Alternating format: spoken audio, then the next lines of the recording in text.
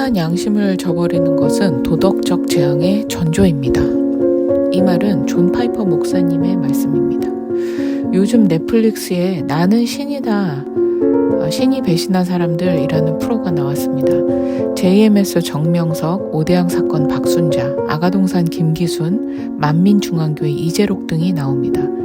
그들 이단 사이비의 공통점은 결국 비도덕적인 행태로 교세를 유지했다는 점이 있는데요.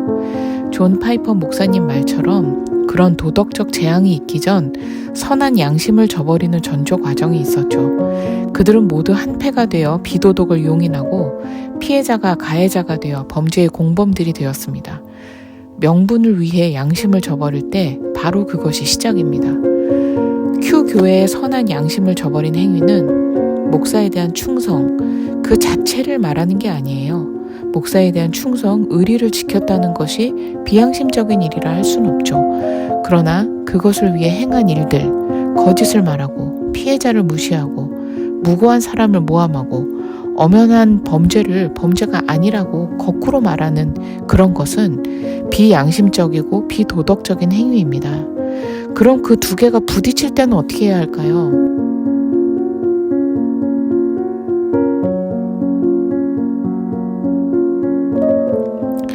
충성과 의리를 지켜야겠는데 거짓을 말할 수는 없고 피해자를 돕지 않고 2차 가해를 저지르는 것을 하지 않기 위해서는요. 그들 중에는 피해자에게 2차 가해를 한 사람들이 있죠. 피해자의 비밀을 함께 누설하고 피해자를 한마디로 미친년처럼 만들었고요. 자, 그렇게 할 수 없는 상황, 두 마리 토끼를 다 잡고 싶을 땐 어떻게 해야 합니까? 그때야말로 하나님의 기준을 생각해 봐야 하는 때죠. 종교 개혁자들이 말한 저항권 말입니다. 만약 육신의 아버지나 권세자에게 순종해야 하는 것이 성경적이고 하나님 뜻이라고 볼 때 그것들을 거부하고 저항할 수 있는 경우가 하나 있죠. 바로 하나님을 거역하라고 할 때입니다. 비록 믿지 않는 부모라도 육신의 부모에게 순종을 해야 하는데 그러나 그 부모가 하나님을 부인하라거나 하나님께 예배드리지 말라고 명하면 저항권을 발동해야 하는 것입니다. 아무리 내게 가르침을 주고 고마운 분이었던 목사라 할지라도 하나님의 뜻에 위배될 때는 저항권을 발동해야지. 목사를 보호하기 위해 자신도 하나님께 맞지 않는 행위를 한다? 그게 저 이단에 속한 사람들의 비도덕적인 공범 행위와 뭐가 다릅니까? 그냥 공범인 거예요. 아시겠어요? 당신들은 다 가해 목사와 공범입니다. 가해 목사가 직접적으로 손을 대서 지금 감옥에 있는 것뿐이지 명예훼손 등으로 당신들도 다 고소당할 수 있었어요. 법으로 처벌하지 못하더라도 하나님은 결코 무죄하다 하지 않으실 겁니다.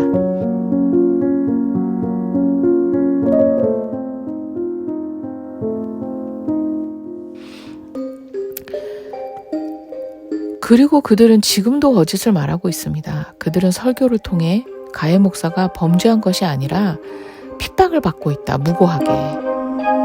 그렇게 만들고 있습니다. 이게 또 참을 수 없는 거짓인 것이죠. 그 목사와 그 패거리들이 앞으로 목회 사역을 하거나 종교인으로 살려 한다면 이전의 일들에 대해 철저히 회개하고 인정하고 잘못에 대한 용서를 구하고 그 다음에 새로 시작한다면 아무도 뭐라 하지 않을 것입니다. 우리가 다 인간이기에 과거의 잘못과 죄를 뉘우치고 회개한 사람을 정죄하고 용서하지 않을 권한이나 자격은 없어요. 그런데 그게 아니라 핍박을 받아서 무고한 의인이 감옥에 갔다? 이건 아니죠. 이건 전혀 아닙니다. 그리고 이제 감옥에서 나오면 감옥 다녀온 거 무슨 훈장처럼 만들 거예요? 출소 이후에는 자신이 겪었던 일을 또 어떻게 미화하고 믿음과 사역을 핍박당한 것으로 포장할지 안 봐도 알 것 같습니다.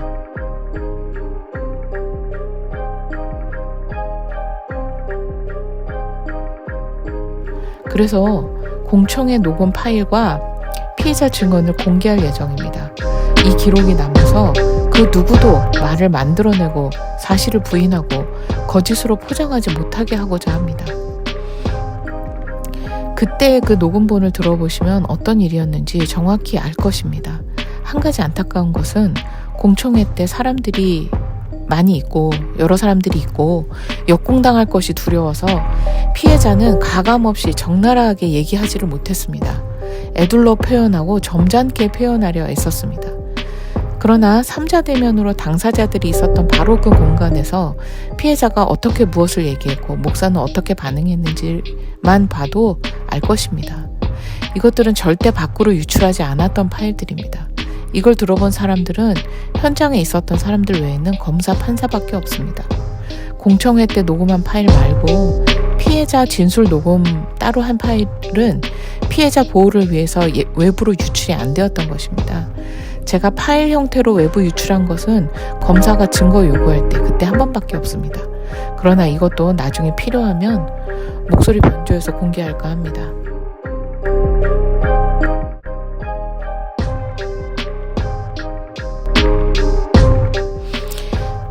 가해 목사는 유죄 판결을 받기 전에는 피해자와의 합의도 거절했고 끝까지 잘못이 없음을 주장한 것으로 압니다.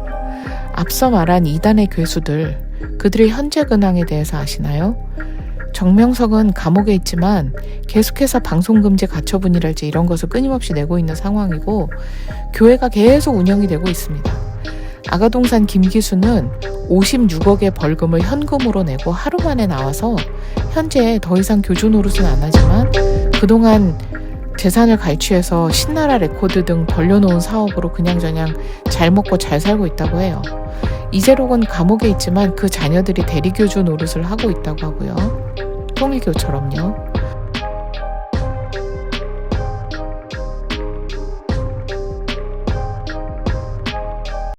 그뿐 아니죠. 문선명은 죽었지만 통일교는 없어지지 않았죠. 신앙촌도 남아있고 안상홍이 죽으니 그 부인이 또 이어받았죠. 그들이 그렇게 뿌리가 뽑히지 않는 이유는 하나님의 섭리와 허락하심이 있기 때문이기도 하지만 그 안에 미혹된 사람들이 정신을 못 차리고 있기 때문이기도 합니다. 지지 세력이 있으니 그 잔존 세력이 계속 유지가 되는 것이고요. 또 방송으로 그 거짓들이 밝혀지지 않았다면 훨씬 더 많은 사실들이 숨겨지고 가려지고 미화되고 왜곡되었겠죠. 최근 나는 신이다 방송을 계기로 사람들에게 충격이 확산되자 JMS 신도들이나 만민교회 신도들 뭐라고 하냐면 그거 다 거짓말이다. 우리 교주님 그런 사람 아니다 라고 합니다. 정명석이 감옥 다녀온 이후인 2015년 이후에도 여전히 성폭행 사건이 있었고 피해자가 새롭게 양산되었는데 그들도 여전히 똑같은 소리를 했죠. 처벌을 받아도 그들은 없어지지 않아요. 이분들이 혹시 롤모델이세요? 가해 목사를 옹호하고 피해자와 피해자를 돕는 사람들을 매도하고 사실을 왜곡한 잔존 세력 당신들은 공범이자 신앙적 양심이 없는 사람들입니다. 세상법으로도 단죄받고 감옥까지 들어간 사람을 미화하고 포장하지 마세요. 정말 역겹습니다. 이 모든 게 음모와 계략이라고요. 저나 피해자가 그런 능력과 권세가 있습니까? 정말 그런 게 있었으면 좋겠습니다. 공범인 당신들까지 모두 처벌받았으면 좋겠다는 생각이 듭니다.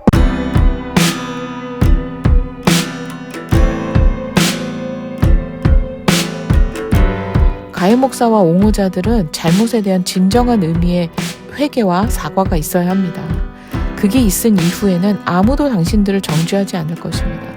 그때 정말 떳떳이 목회사역을 하십시오. 공청회에서 유인물을 만들어 돌렸던 목사 옹호자님, 당신도 처음 목사를 불쑥 대동해서 나타났을 때 큰 실수하시는 겁니다. 이런 협박이 아니라 내가 실수했다, 미안하다 라는 사과를 했어야 옳습니다. 그랬다면 우리가 다시 얘기해 볼 수 있는 여지가 있었을 거예요. 나한테 집사도 아닌 게 자격이 없다고 자격 미달이라고 정죄했죠. 그러는 당신은 무슨 자격이 있었습니까? 당신한테는 누가 자격을 줬어요? 당신은 남자고 나는 여자라서 당신은 자격이 있고 나는 없습니까? 자격 운운하려면 교회가 제대로 시스템을 먼저 갖추고 있었어야죠.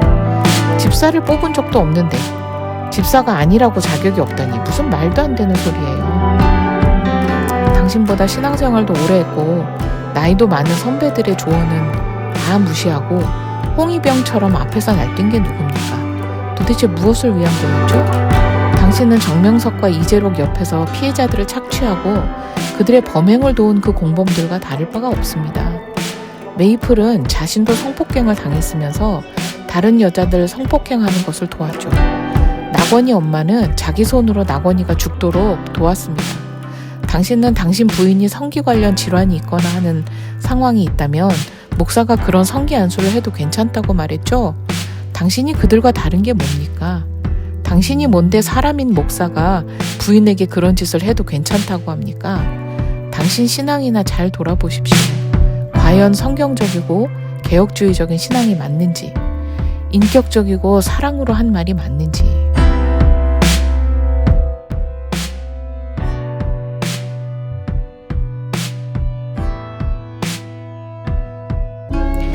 간혹 저한테 연락해 오는 사람들은 그런 얘기를 합니다.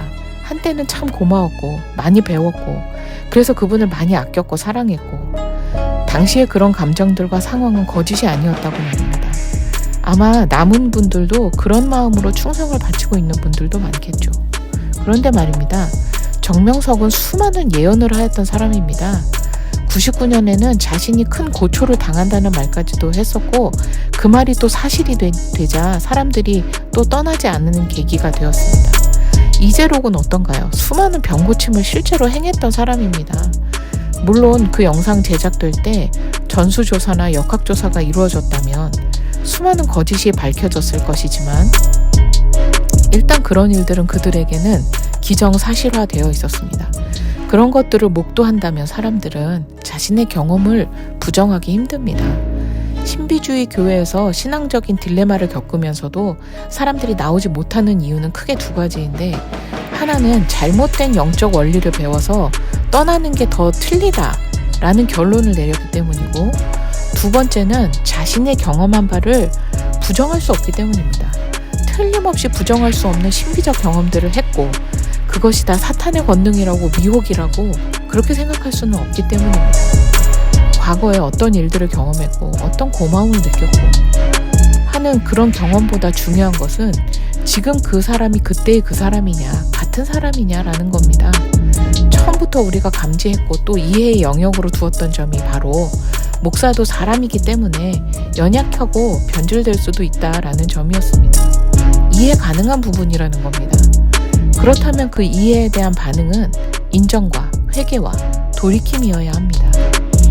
그렇지 않은데도 계속해서 곁에 있고 섬긴다는 것은 변질된 목회에 동조하여 함께 잘못된 길을 가는 것입니다. 그것이 사랑입니까?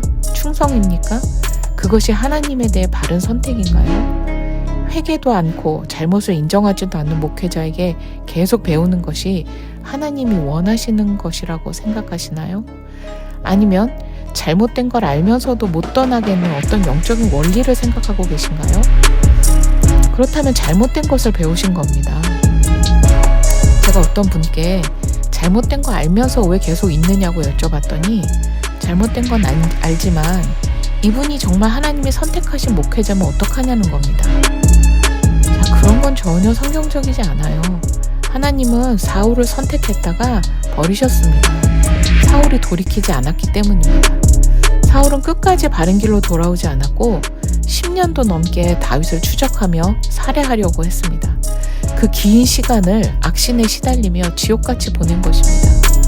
JMS, 만민중앙교회, 아가동산, 오대양 이 모든 사건들의 공통점 중 하나는 착취당하는 사람들입니다. 자신들이 가스라이팅 당하고 착취를 당하는데 그 사실을 몰라요. 자기들은 낙원에 있대요. 또 공통점이 하나 있는데 직접적인 피해를 입은 피해자들이 자기 탓을 한다는 점입니다. 내 믿음이 약해서, 내 믿음이 잘못돼서, 내 신앙이 잘못돼서. 예, 잘못된 건 맞죠. 그들이 바른 신앙을 가졌다면 그 길로 가지 않았겠죠. 그런데 제대로 된 신앙이나 믿음을 배우지 못했기 때문에 자신이 선택한 길에 반대급부를 선택할 수는 있어도 결코 옳은 길을 선택하지는 못합니다. 그곳에 계속 있는 한 결코 옳은 것을 배우기 힘듭니다. 그건 큐교회도 마찬가지예요. 범죄에 해당하는 잘못을 미화하고 합리화하는 곳에서 무엇을 배웁니까?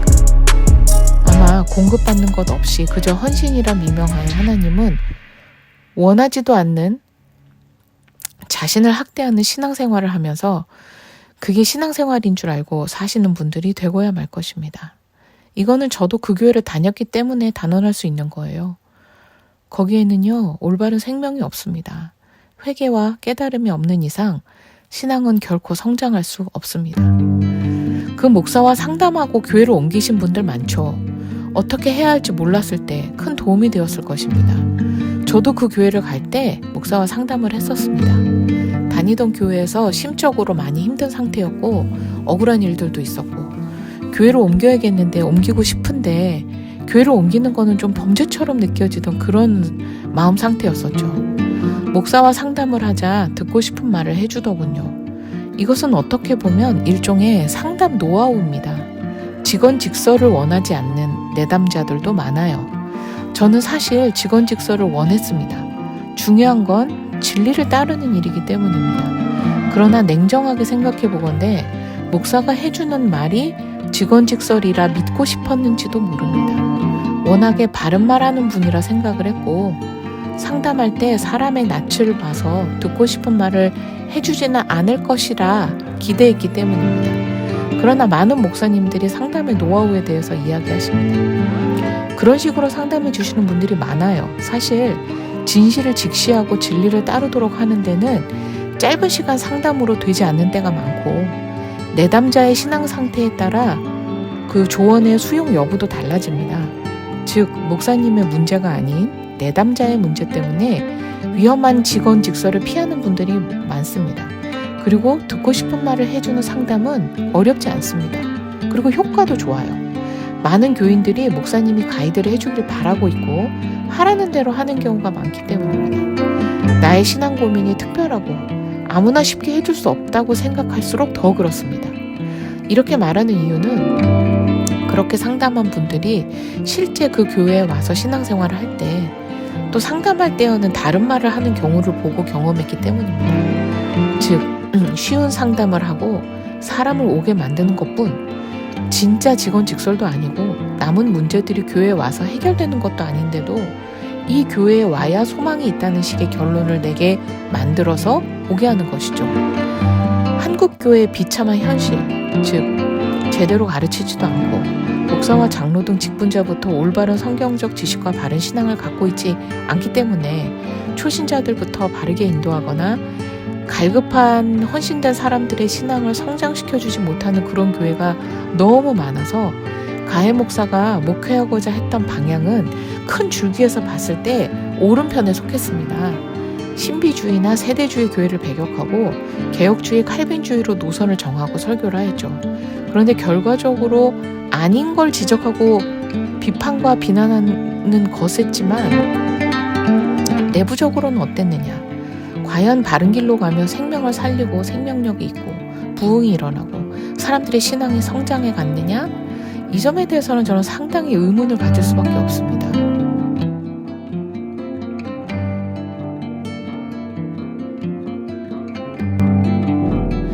예배와 설교 외에는 뭐가 아무것도 없었죠. 교회는 목사님의 그릇만큼 성장합니다. 어느 정도까지는 그런 거 필요 없이 성장할 수 있어요. 그러나 고비를 맞게 됩니다. 그럴 때 목사님이 중심 잡고 교회를 잘 꾸려가셔야 하는 때죠. 하지만 한국교회의 문제점이 제대로 교리나 성경을 가르치지 않아서 많은 실제적인 문제에서 비성경적인 가치관이나 지식을 갖고 있는 교인들이 많다는 것인데, 자, 그럼 해결책이나 대안은 뭐냐는 겁니다. 비성경적인 프로그램이나 행위를 교회에서 하지 않기만 하면 다냐는 거예요. 다른 어떤 것으로 사람들이 신앙을 성장시키고 잘 가르칠 수 있느냐 하는 겁니다. 근데 뭐가 없어요. 아무것도 없습니다. 웨스트민스터 신앙 고백서, 소유리 문답, 대유리 문답 뭐 이런 걸 제대로 가르치는 것도 아니고 세계관 교육을 제대로 하는 것도 아니고 강해 설교를 하면서 성경책을 잘 가르쳐주는 것도 아니에요. 현실적인 문제들의 직접적인 해결을 위한 노력을 하는 것도 아니고요. 아이들은 1:1 교육이라서 좋은 건 줄 알았더니 공과 공부 외에는 뭐가 없어요. 아무것도 없어요. 아이들이 교회 가면은 재밌고 사랑받고 교회를 좋아하고 그래야 되는데 그럴 거리가 없어요. 그냥 예배와 공과 공부 시간 외에는 방치예요. 아니다 라는 것만 가르쳤지 정작 뭐가 없다는 거는 사람에게 먹지 말아야 할 것들을 빼앗고 못 먹게 하면서 정작 먹어야 할 것들, 먹을 것들은 주지 않는 것과도 같습니다. 일주일에 한두 번 예배와 설교로 충분하다고요? 예, 설교가 충실하고 복음으로 가득 차 있고 사람들의 심령을 감화시키기에 충분했다면 그럴 수도 있어요. 그래도 몇십 년 똑같기만 하면 안 되죠. 그럼 교인들이 신앙고백서나 교리문답은 언제 어떻게 배울 수 있나요? 여기까지만 하겠습니다.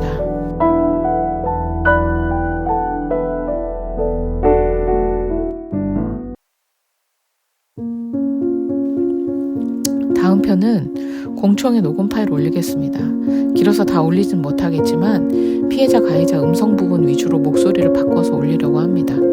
나는 신이다 프로를 보고 정말 많은 생각이 들었어요. 교회의 모순과 범죄와 잘못에 대해서 입을 다무는 것이 하나님 뜻이라고 생각하는 사람들이 정말 많습니다.